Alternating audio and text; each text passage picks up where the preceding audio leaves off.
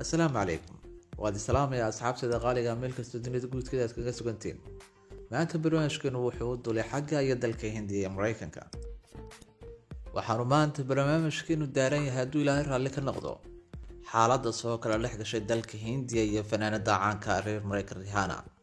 السود هذا برنامجكن وأنا خلي قدونه متحنا وسيد مال الله وقصوا بحدونا كنال كانوا كلنا هبرت يوتيوب كا dunida inaynu ku noolnahay waxaynu ka dharagsanay badanaa fanaaniintu marka ay taageero muujinayaan inay u muujiyaan fanaan kale haddaba fanaanada reer Ameerika ee Rihanna ayaa taageero xoog leh u muujisay beeraleyda dalka India haddaba waa maxay sababta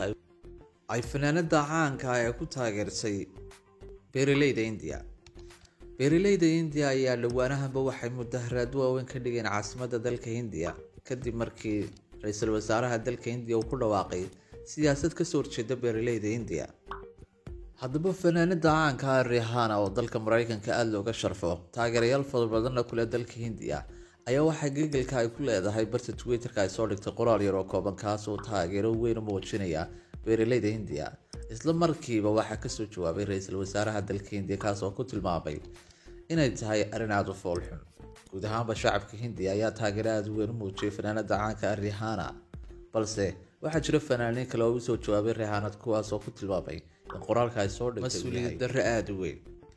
asxaabtayda waxaan idinku dhaafayaa amaan Allah waxaan rajaynayaa haddii aad wax fikradahan oo haysan aad noogu dhaafi doontaan commentiga si aanu idigu soo gelino muuqaalada raalli ka tiin waxaanu bilaabi doonaa hadduu Ilaahay raalli ka noqdo muuqaalo taxanaha kuwaas oo aanu ku soo bandhigi doono taariikhda dunida iyo waliba dalalka haddii ay tahay markii koowaad aad soo boqoto bartaan ku leenahay YouTube-ka waxaan rajaynayaa inaad subscribe like share aad nagu dhiirigelin doonto waxaan ku leenahay marka labaad maasan tahay fadlan wixii afkaara noogu dhaaf commentiga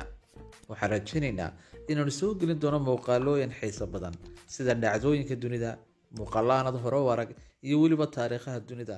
kuwa ugu muhiimsan